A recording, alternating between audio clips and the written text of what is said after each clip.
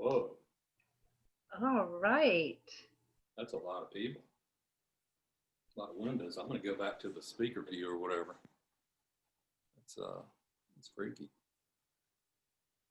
Are they all going to come in across the top there? Yes, and they can all hear you now too. So, Right. so let's start the show. Hello, my name is Lynn Roberts, and I am pleased to welcome you to the publication launch event for Richard Grant's latest book, The Deepest South of All, True Stories from Natchez, Mississippi, published by Simon & Schuster. Your microphones are muted and videos are off, but you may type questions in the chat room and we will get to as many of those as we can. Like so much of our lives, after the pandemic began, both Lemuria Books in Jackson and Square Books in Oxford shifted our busy author event schedules to the virtual sphere. We would prefer, of course, to host our events in person, but this has provided other opportunities. Within a few years of each other in the 70s, John Evans opened Lemuria Books in Jackson, Mississippi, and Richard Howarth Square Books in Oxford. As with independent bookstores in Mississippi and, well, really everywhere, they have felt a kinship born of books. We have all worked together to provide books for and by Mississippians, so co-sponsoring this event today is both a joy and, in a sense, nothing new. Square Books, Lemuria Books, and several other Mississippi independent bookstores have signed copies of The Deepest South available. Richard Grant is an award-winning author and journalist. He currently writes for Smithsonian Magazine, the New York Times, the London Telegraph, and others. He grew up in London, England, and after traveling the world and writing about it and publishing his books, Crazy River, God's Middle Finger, and American Nomads, he moved to the Mississippi Delta, where he wrote Dispatches from Pluto, a New York Times bestseller and winner of the Pat Conroy Southern Book Prize. Publishing tomorrow is his latest, The Deepest South of All, True Stories from Natchez, Mississippi, about which Ralph Eubanks said, "In the end, The Deepest South of All is not just a book about Mississippi or the South. This is a book about America and how we as a nation tend to grasp our myths so tightly that we begin to obscure what is real, what looms right before our very eyes."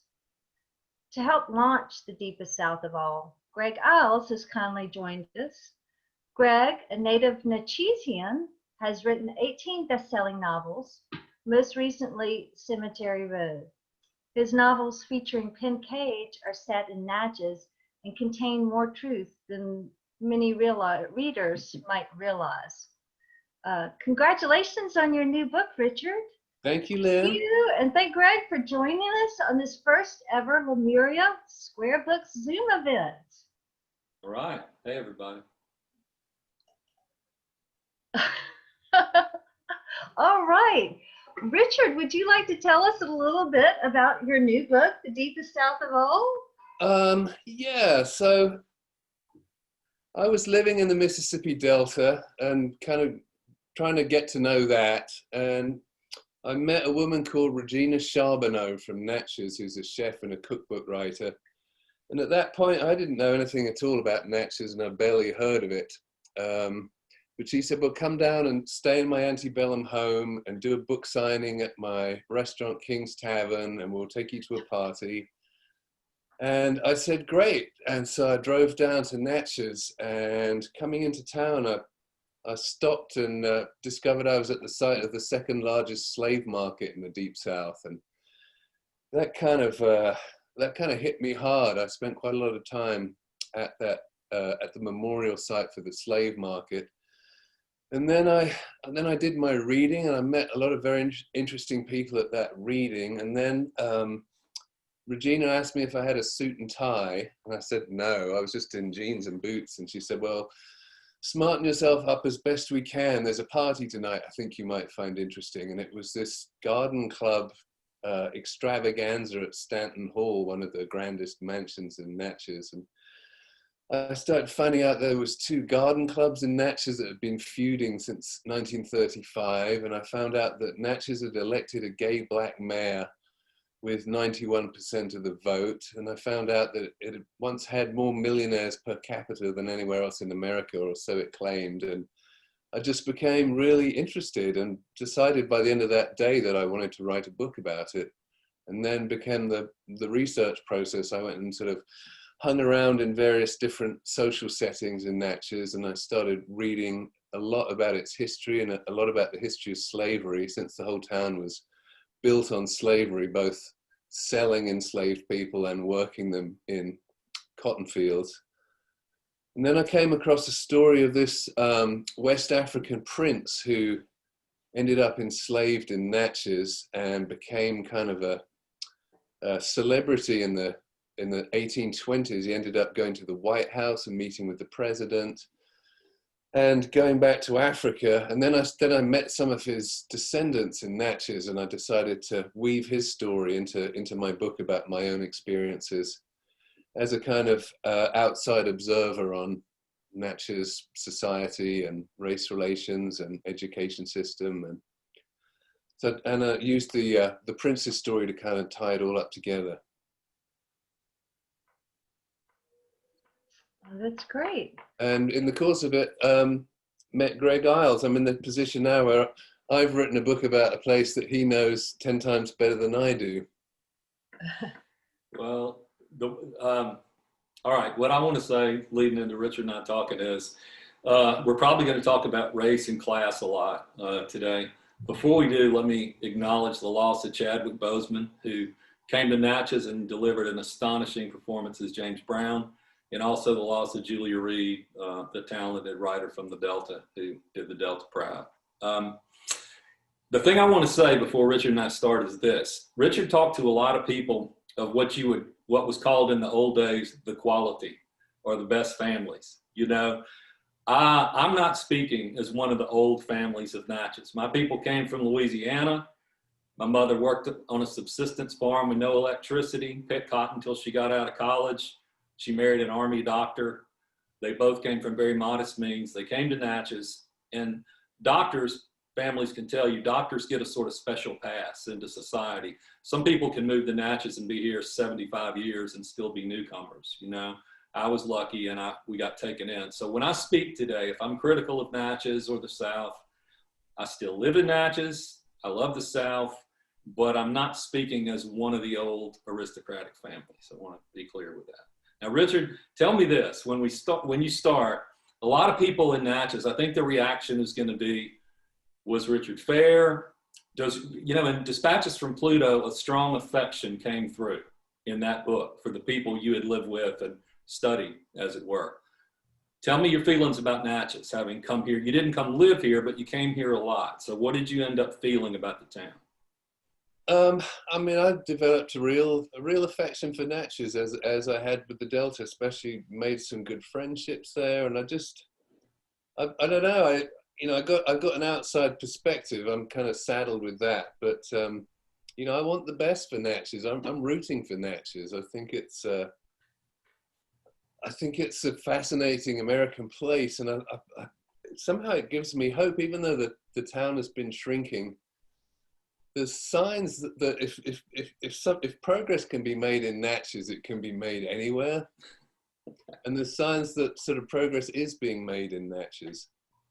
I found it hard not to see Natchez as a kind of high definition kind of microcosm of the larger picture in America. Yeah, well, all right. I'm going to get Richard to dive right into something that forms a lot of his book right here. And that is, a lot of your readers, your listeners will know about this. And that is what is now called, or was called, the historic Natchez Pageant. But for most of its life was called the Confederate Pageant. And the quickest summary I can give you is, in 1932, this evolved as the nighttime component of the pilgrimage that lasts a month in Natchez. It was the economic salvation of the town at the time. And what it is a sort of hour to hour and a half unapologetic series of tableaus that celebrates the antebellum South, almost an antebellum South that never was. It's like the first 20 minutes of Gone with the Wind. It's fox hunts and maypoles and soirees and people marching off to the Civil War like it's a great thing. And Richard came to town in the midst of a sort of explosion and controversy over that, okay?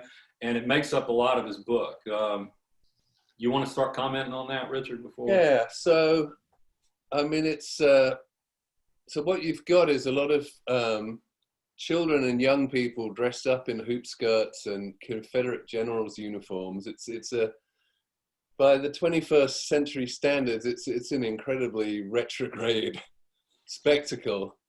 And then I guess a couple of years before I showed up in Natchez, Greg and his daughter had tried to make this thing slightly less cringeworthy, I guess would be the word I would use, by including Black performers and African-American history, and by trying to address slavery in a series of historic tableaux about a town that was built on slavery. There had been no mention of slavery in the old tableau.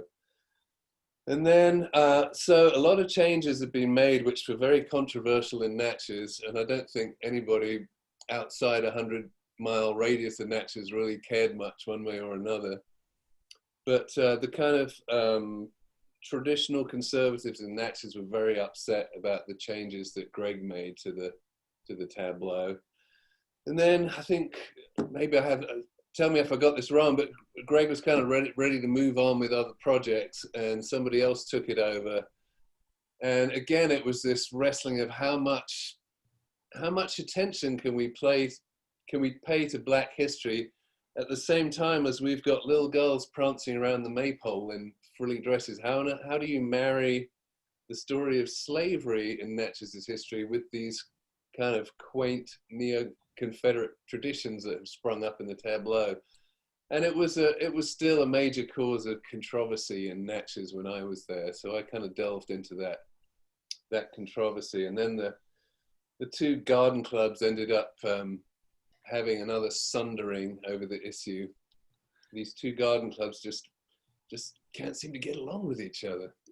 Let me interject here, and I'll be quick in this summary. When I came in, when my daughter was given basically the highest social honor of Natchez, which is asked to be Queen of the Pilgrimage, she was a history major at Millsaps, and she said, "I will not do this unless this thing is redone to show Black history in a realistic way." And at her request, I offered to rewrite this thing. Now, I had to keep certain things that typified the lost cause mythology. But what I did was write a narrative from the point of view of an enslaved woman and her child that started on the auction block at the forks of the road and went through her life through a series of tableaux to the point of the United States Colored Troops 58th Regiment tearing down the forks of the road in 1863, and that woman's son being part of that. It's one of the most moving stories you've ever seen. But I was brutally frank about slavery, which is the only way you can present it. You cannot sanitize slavery. You cannot. You cannot insult it by doing that. But reading Richard's book, I had an epiphany 2 nights ago, all right? First of all, the people who told Richard that my pageant had been too shocking, they kept referring to the clanking slave chains that the Black actors wore. I recruited a small, very dedicated group of talented singers and actors, but I can assure you not one ever wore a chain in my pageant, okay?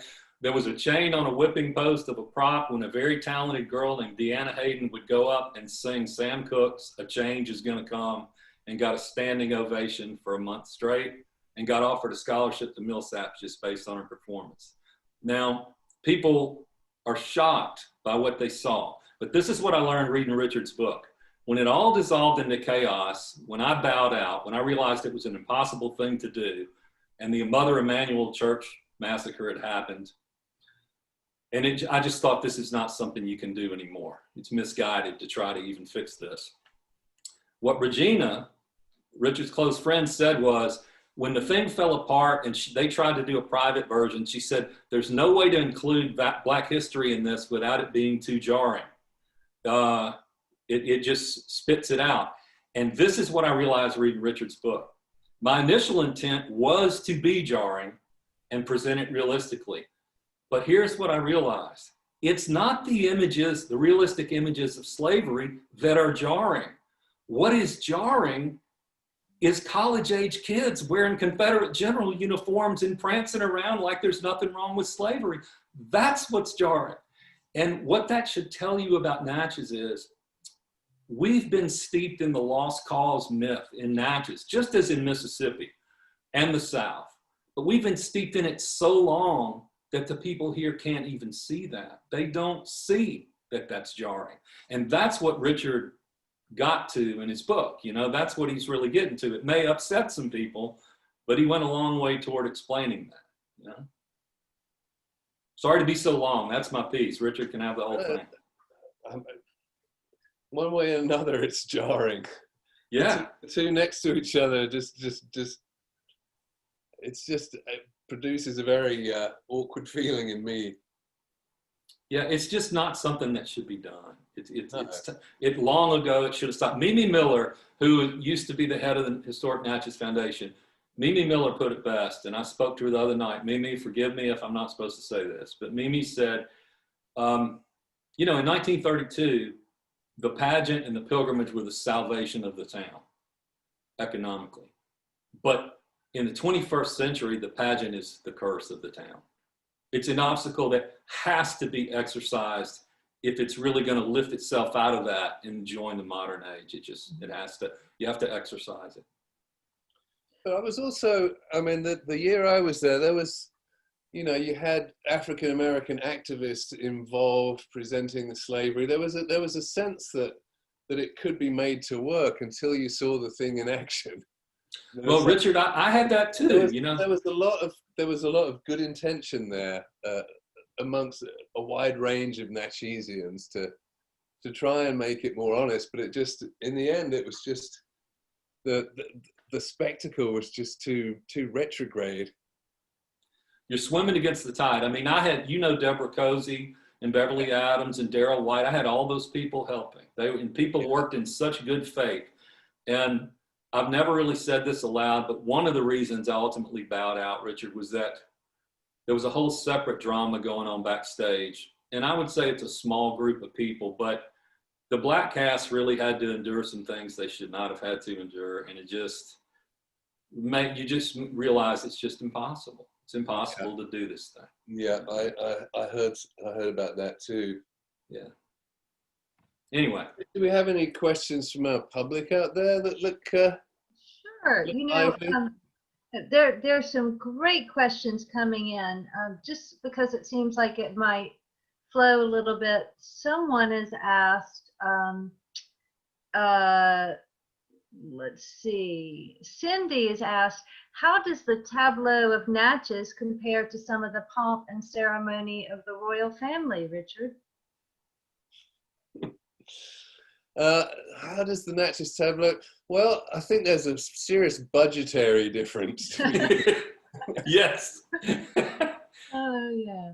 I mean, the Natchez tableau is kind of run on a volunteer basis.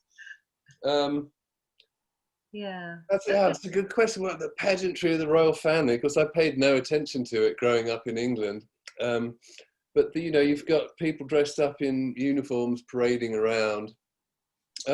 Well, I guess it's just not linked to anything as horrendous as slavery. You know, you can link it to imperialism and colonialism, but that is a wrong of a different order than building a town on slavery and then just leaving that out of your celebration of your town. Yeah. There's sort of a tangential link there, and that Mark Twain, in Life on the Mississippi, I believe, pointed out, he blamed Sir Walter Scott a lot for the aristocratic trappings of the South, and the South was Anglophilic. A lot of the people who settled, particularly around Natchez, were British and had served in the War of 1812, and they really sought to directly emulate the aristocracy in England. Yeah, that's a good point.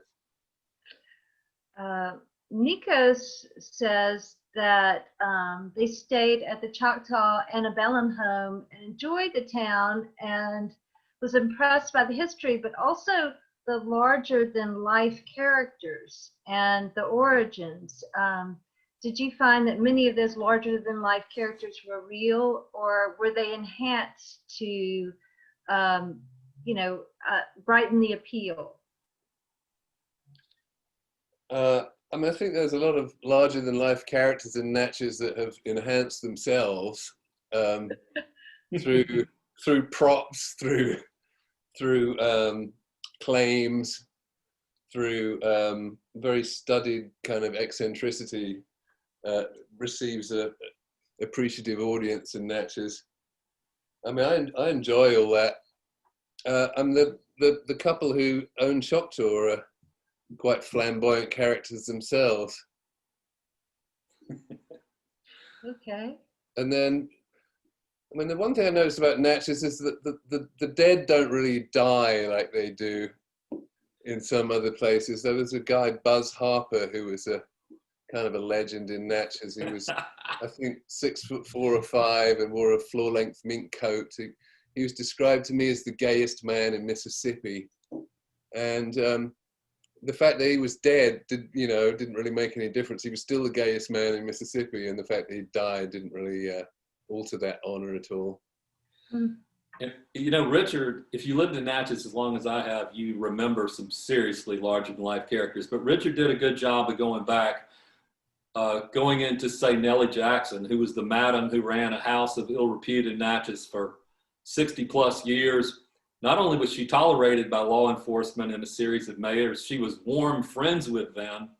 But a lot of people didn't know until recently that Nellie worked as an informant for the FBI during the civil rights period and delivered them film and had a lot of Ku Klux Klan customers who, as Richard pointed out, tended to want to reinforce the old trappings of the patriarchy and slavery by seeing black women at Nellie's establishment. I mean, he really gets into the down and the dirty of it, but Nellie is sort of one of the larger than life characters in the firmament in Natchez. And rode around in a white Cadillac with a white poodle and fur coat and a pistol. Yeah, the story, I mean, that really shows something about Natchez, though, that this town in Mississippi, allegedly in the Bible Belt, was prepared to tolerate a brothel right in the middle of town that everyone knew about. And I mean, there's a pretty good documentary called Mississippi Madam, and they had the mayor and the police chief saying, "Yeah, of course we knew everything that happened at Miss Nellie's, but we weren't about to do anything about it." I mean, she would have 100 miles away. She wouldn't have lasted a day, right? Yeah, that's right. One thing, this is a good point to say something. I think most of the listeners know this, but Mimi Miller said to me the other day, if you took a vote in Mississippi about what the most liberal town was, probably Natchez would still win. And here's why. From its very inception, the bars were open 24 hours a day in Natchez. There was never a blue law. There was never any of that. It was Natchez under the hill. Second, Natchez, like New Orleans, always had a much more permissive attitude toward interracial relationships, mixed race children, etc. That's not to say that in the 50s and 60s, etc., we didn't have terrible Ku Klux Klan problems, which I've written about for 10 years. But Natchez was also a gay haven for a long time before you would say any other city was like that. So in its core, Natchez is a really different place. And for a long time when I was growing up, it was resented by most of the rest of Mississippi, particularly Vicksburg, who was besieged and suffered so much when Natchez surrendered early and often. Yeah. I mean, that's the interesting thing was, if you look at the history, is that Natchez voted not to secede. There was a lot of unionists in power. It had a unionist newspaper during the Civil War, but by the time the 1920s and 30s rolled around, it was all caught up in the lost cause that it had never fought in. I mean, some of its sons had, but Natchez, surrendered twice rather than fight the Union Army? Well, they surrendered early to David Farragut in 62, but they weren't occupied until 63. I don't know if they officially surrendered twice, but they became sort of the Union headquarters. Grant visited here. In Vicksburg, when I went to Boys State as an 11th grader, I found out I was hated by the boys from Vicksburg. I had no idea why, but that's how long these grudges last in Mississippi. Yeah. You know. I heard a lot of trash talked about Natchez from people in the rest of Mississippi. People who wouldn't go there on principle because of the fact that they didn't fight in the Civil War. Mm-hmm. Risa wants to know, what is your opinion of the regular people, not the grand guard of Natchez? I have noticed in my small town of Mississippi, people are more accepting. Is this something you discovered in Natchez? Okay, so I mean, my experience of the regular people in Natchez was that they seemed much like the regular people outside Natchez, which is one reason why I didn't write about them so much as some of the things that I found more unique about Natchez. And I'm talking about regular people on both sides of town, just getting on with their jobs and trying to make a living, and they didn't seem specifically Natchezian in the same way that, say, the African-American Civil War reenactors who dress up in uniforms, or the ladies who dress up in hoop skirts and impersonate the dead, or the whole thing around the tableau just seemed much more uniquely Natchez and interesting for that reason. So I gravitated towards the things that I found most interesting, that I found got into sort of larger, more interesting questions about America. And what I found most unique about Natchez was what I focused on. I want to interject something here, and that is in the 50s and 60s, 40s, 50s, and 60s, you can get the idea. Richard spent a lot of time with the people that he's talking about. And you could come away from Richard's book with the idea that the two garden clubs still run the city effectively. In the 40s, 50s, and 60s, early 70s, that was largely true because they were the wives of the most powerful men. They were wealthy. They held the social advancement of the city in their grip. And effectively, they had a tremendous amount of power in the town. But that era is really over. The era we live in now, nobody really gives a damn what the garden club thinks about anything, unless you're caught up in the little storm in a teacup drama of it. You know, it's like Little League Baseball. Until you have a kid playing Little League Baseball doesn't exist, right? Then it becomes the center of the universe when you have a kid in it. But I just want to be clear about that. Natchez is no longer this little hothouse run by a couple of garden clubs. They're still here, but it's different. But nevertheless, anything that happens with the garden clubs is the front page headline on the newspaper. Or Facebook, for sure. Yeah. You know, I want to say I got to know Pat Conroy a little while I was doing that thing in the pageant. And he called me one night in the middle of it. I can only quote one thing he said. The best thing he said was very profane. I won't repeat it here. But he said, Greg, when I hear those two words butted up together, garden club, brother, I break out in hives. I said, I'm right there with you, bud. Oh.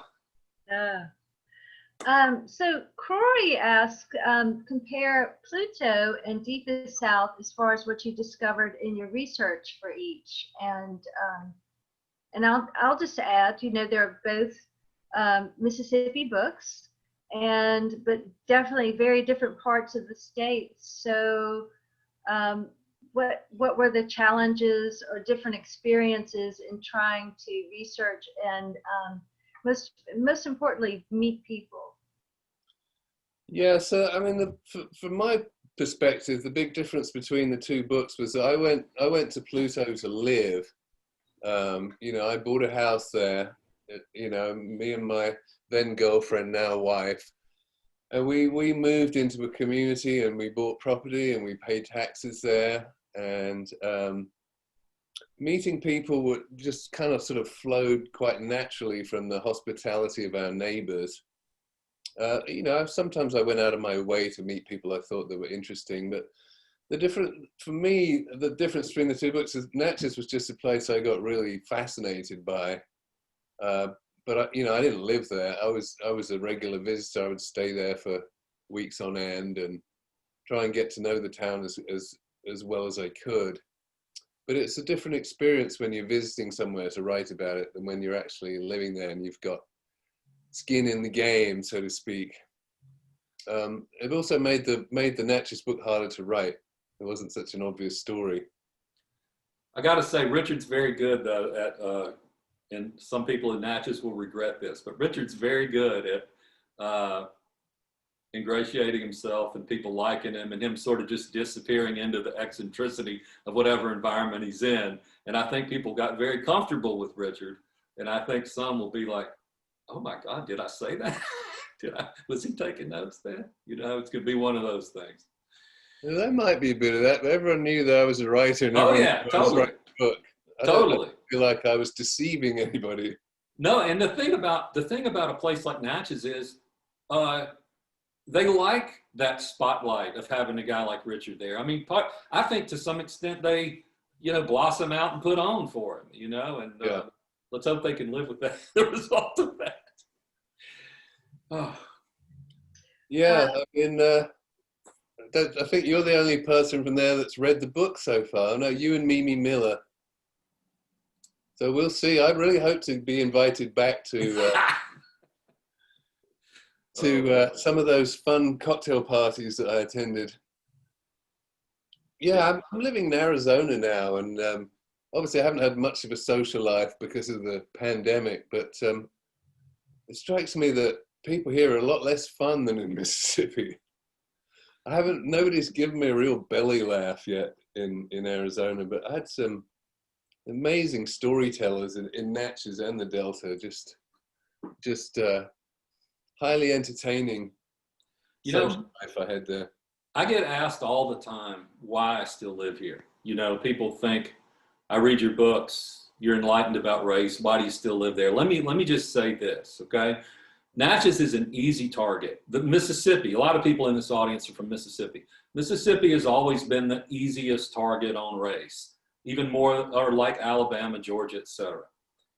But if we've learned anything in the last few years, it is that the sins for which Mississippi and the Deep South are excoriated, they're shared all over the country by whites all over the country, north and south, you know? So it's not like leaving Mississippi is gonna get you away from racism or anything like that.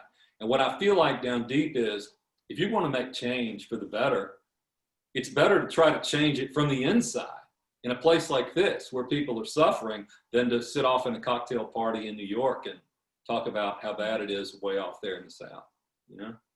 Yeah, I mean, that's one thing I've learned in my time in Mississippi, that it's just an intellectual error to scapegoat Mississippi for America's racism. It's lazy thinking. It's inaccurate thinking. It's an error.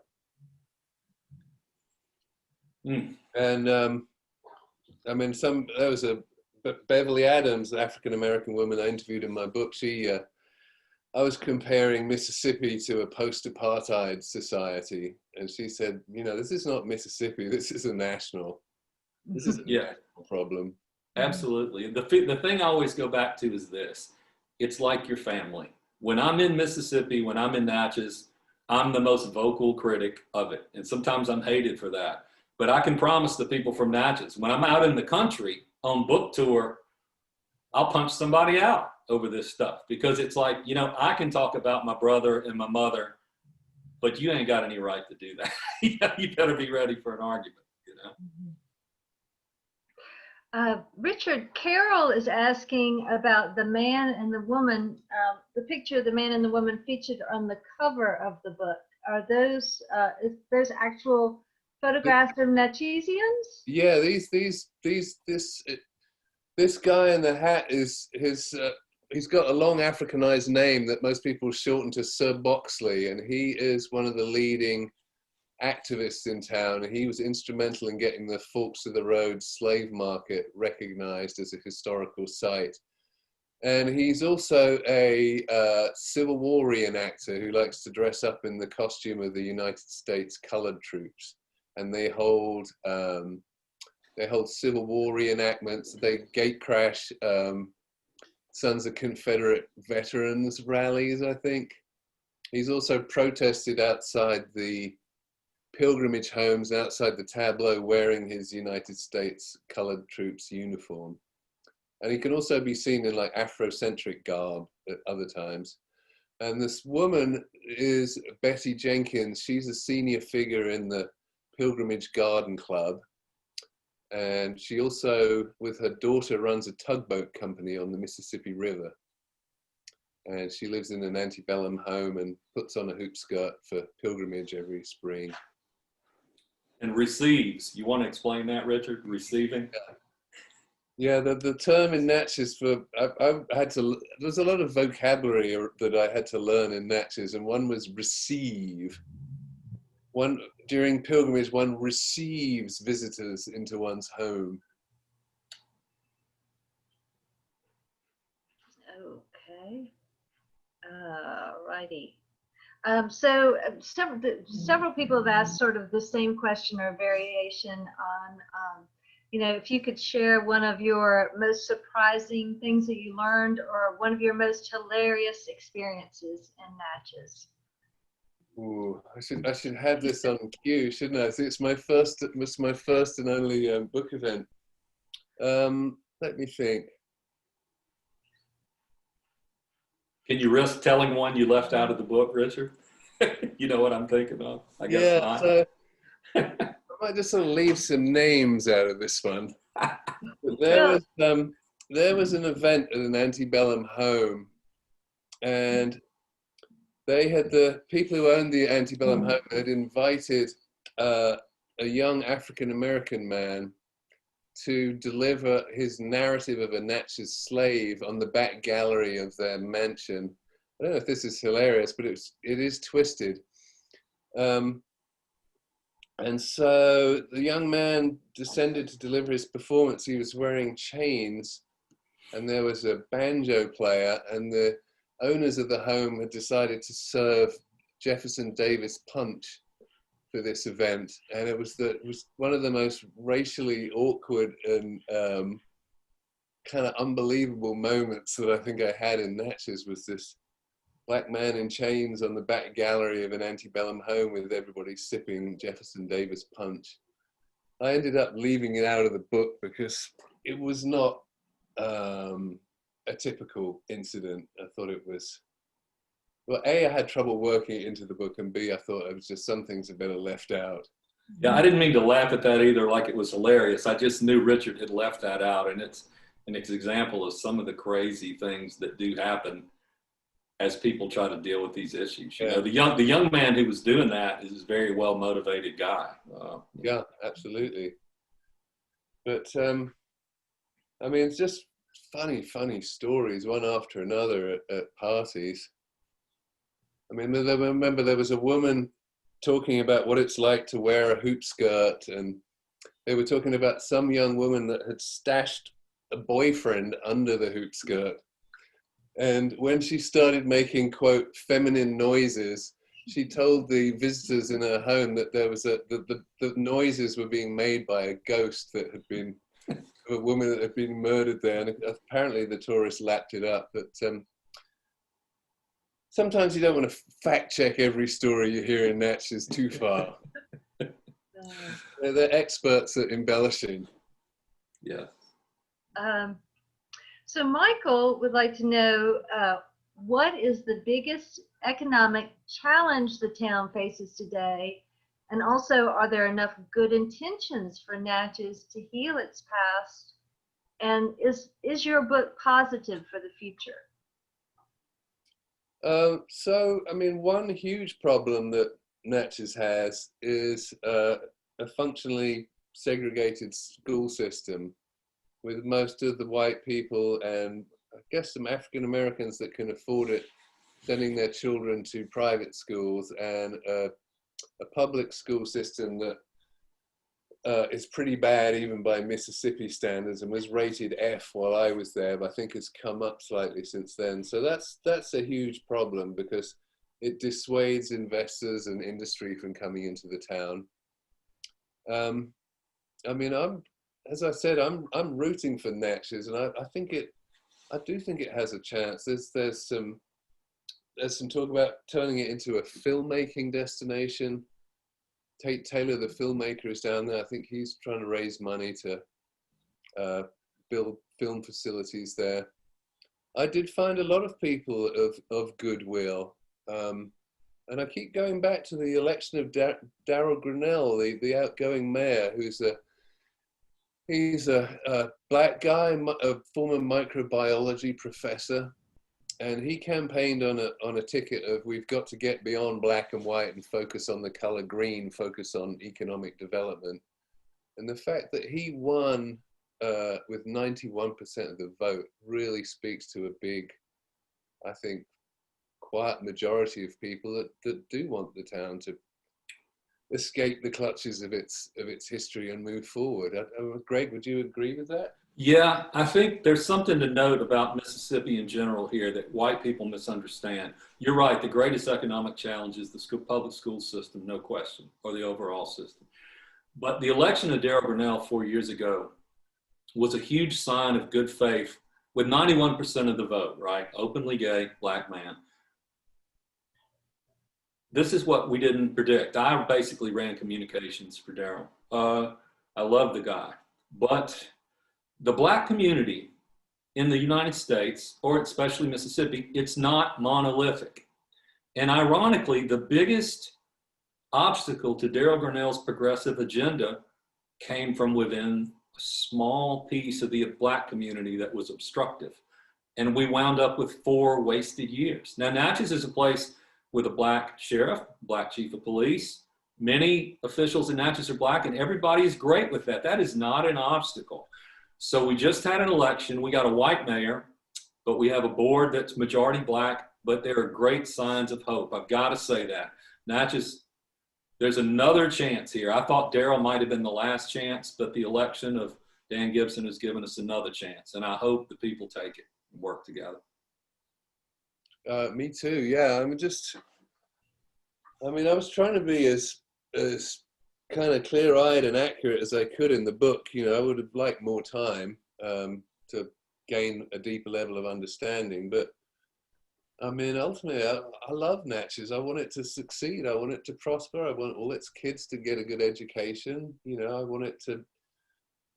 I mean, there's a way in which Natchez could be a leader in trying to deal with America's racial history. It's just kind of like ground zero, that there was the second largest slave market in the Deep South. There was a town whose only real industry was cotton and enslaved labor and selling people, and build up all this wealth. I mean, it's all kind of, the whole thing is concentrated right there in Natchez. It seemed like it could be a place to begin something. It really could. And Tate Taylor's really he has a great vision. He's putting a lot of money into it. But you're right. If Natchez can shed the old trappings of the lost cause and really integrate black and white, not in the old sense of simple mathematical integration, but truly work together and shed all that old crippling mythology, it could be a beacon for everybody else. Now, it's going to take a lot of work, man. There's no question about it. But that's why I'm still here, I think, to try to help with that. Yeah. Yeah, there's just there has been this spirit of divisiveness. You know, the economic pie has got smaller and smaller, and rather than trying to bake a bigger pie, people have been concerned with how big is my slice of this thing. But hopefully, you know, I don't know much about Dan Gibson. I've met him a few times. I know he's a pretty decent piano player. I think, let me say this, not just about Natchez, but about Mississippi and the South. I see this as probably the point of my writing for the next 5 or 10 years, is to chip away at the myths that the South clings to about itself. You know, Southerners are more resistant to facts than any other Americans. And that's because the history they were raised with is not the real history. They were raised with the basic tenets of the lost cause, and they have internalized every single one. And their link to it is emotional, not factual. They will argue you to the death and think they're being logical when in fact it's purely emotional. Now, there's a saying, people can't be reasoned out of something they weren't reasoned into in the first place. But that's the work that we have to do here. We have to deconstruct all that fiction that came with the Old South and get to the reality. And the thing that was lost when that fiction was erected was the real story of what underpinned the whole society of the antebellum South, which was slavery. That's why you see the rage you see on the streets today. You know, it's the voice finally coming out of that great erasure. All righty. Yeah, America's just never really faced its history in a way that, say, Nazi Germany did, or certainly tried to do. Yeah, America has not. But yeah, if there's one place, that you could use as a symbol for all of that, you know, Natchez, Mississippi. Yeah. Yeah, I hope nobody reads my book and thinks that it's not about America, that it's just about Natchez. Mm-hmm. Yeah, I'm sure there's a lot of Natchez people watching this. And what I want to say about Richard is you got to remember this. When people come in from outside to where you live and cast an objective eye on it, there's no way you're ever going to agree with their assessments or anything. You feel emotional ties to where you live. You feel defensive, etc. Now, that doesn't mean a visitor gets everything right, but you certainly need to take a deep breath and look at what they found and try to process it, because they have a much more objective eye than we do being here. So I hope people will do that. Mm-hmm. Okay, someone in his iPad has said, the Jews in Natchez are a population that once flourished and are now nearly extinct. For context, I was the last Jewish child born in Natchez in 1972, and my mother is a born-again Christian that talks in tongues. What are your impressions of the unique subculture of Jewish Natchez? Well, I'm afraid that it was something that I had to more read about than experience. I met one guy who was one of the last people at the synagogue, but most of the Jewish population had left by the time I got there. But from what I learned from talking to people and from reading books, it was a thriving culture in Natchez. Maybe Greg knows more about this. They certainly built a magnificent synagogue there.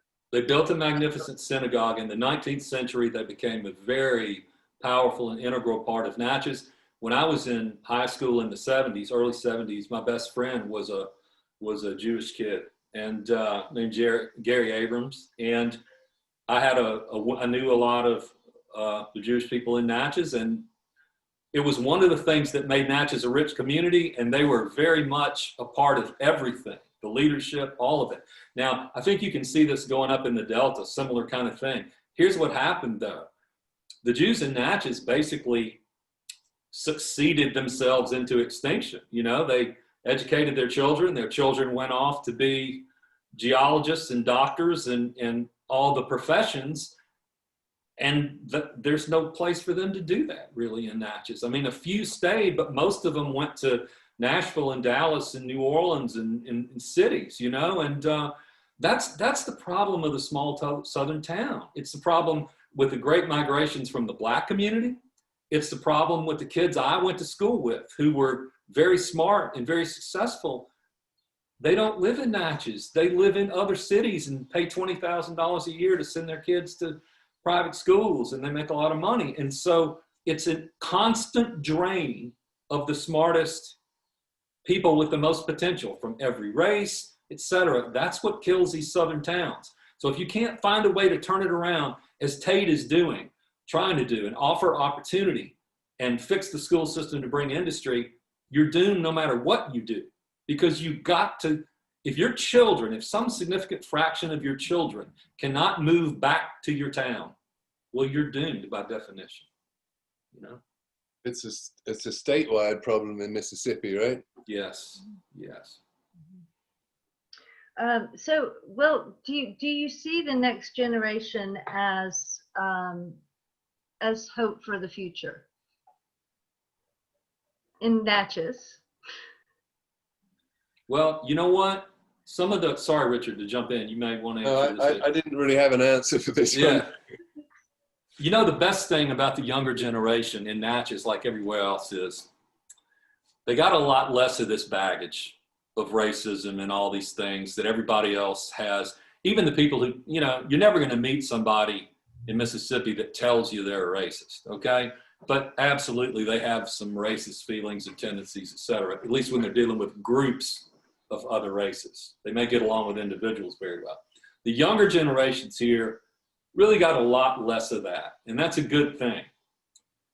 On the other hand, I will say, when I was trying to fix the pageant and make it show the Black history, here's what I learned that was interesting.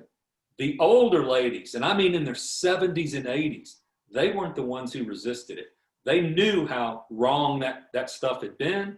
They knew it was unfair, and they knew it was time for change. The people who resisted change were the youngest young professionals in their 30s, early 40s, who wanted to perpetuate this social tradition. It isn't that they necessarily wanted to perpetuate white supremacy or whatever. The point is they're just blind to that. They want it to be just like it was for their mama, you know, and that's the scary part of that. Mm-hmm. So we don't have very much time left, but I will say that there are quite a few people in the chat that have asked if you are planning to explore other communities in Mississippi, like, you know, Holly Springs or Corinth or Ocean Springs or Coffeyville. You know what? I had this, after Dispatches from Pluto, I really wanted to write a sequel in which I would talk about moving to Jackson and raising my daughter there, and I also talk about my experiences in other parts of the state, both alligator hunting and going to state fairs, and I wanted to write about the whole state in the same kind of way, just as a personal exploration of Mississippi. But my publisher aggressively rejected that idea. You got to have some hog hunting in there too now. Yeah, I did some hog hunting, yeah. Oh my God. So are you... The Neshoba County Fair, I remember taking my daughter there, and like, oh God, it was one of the hottest days of my life. She nearly expired at the Neshoba County Fair. That sounds like an authentic experience. Yeah. I would like to write another book about Mississippi of some form or another. I still find it a very interesting place. So I know you're constantly writing for the Smithsonian and other institutions. Are you working on your next book? Or are you just kind of thinking about it? Yeah, I don't know what it's going to be. I'm thinking about it and doing journalism for Smithsonian. Okay, great. Let's see. Right. Okay. We've had so many great questions, and but this time has really flown by. I'm sorry. We're really out of time. This event has been recorded, and we will be posting it online. Both Lemuria and Square Books will both be posting it very soon. Just once again, I'll say the book is The Deepest South of All, True Stories from Natchez, Mississippi. It's published by Simon & Schuster. Signed copies are available at lemuriabooks.com and squarebooks.com and other independent bookstores in Mississippi and bookstores everywhere. You can also, if you visit squarebooks.com and lemuriabooks.com, you can see information about other upcoming virtual events that we will have. Thank you so much, Greg Iles, for joining us, and Richard Grant, congratulations. I'd just like to say one more thing, that Mississippi has the greatest bookstores in the world, in my opinion. Lemuria, Square, Turnrow, Pass Books, wonderful bookstores in Mississippi. Yeah, I second that. Well, as an employee of one of those bookstores, thank you so much. I'll speak for all of my bookseller brethren. but I will also say that one of the reasons we have great bookstores is because we have so many great books. We have great writers, Mississippians who write, and others who are honorary Mississippians like Richard, writing about Mississippi and the world, and in that way, the hope for the future is great. So, thank you so much, Richard Grant, Greg Iles. We appreciate you doing this with us today. Right. All right. Thank you Bye-bye, all. everybody. Yeah.